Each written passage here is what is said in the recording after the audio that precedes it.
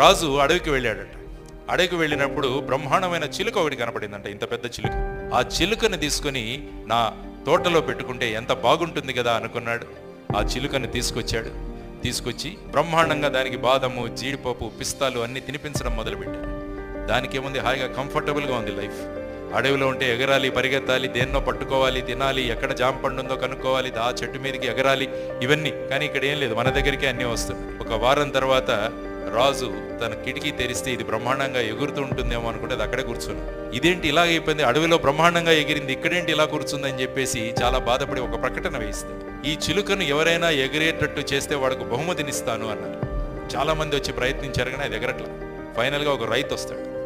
రైతు ఒక గొడ్డలి తీసుకొని వచ్చి అది ఏ కొమ్మ మీద కూర్చుందో ఆ కొమ్మను కట్ చేసేస్తాడు, అది వెంటనే ఎగురుతుంది అనమాట. కాబట్టి మనం కూడా లక్ష్య సాధనలో ముందుకు వెళ్ళాలంటే కంఫర్ట్ జోన్ నుంచి బయటపడాలి.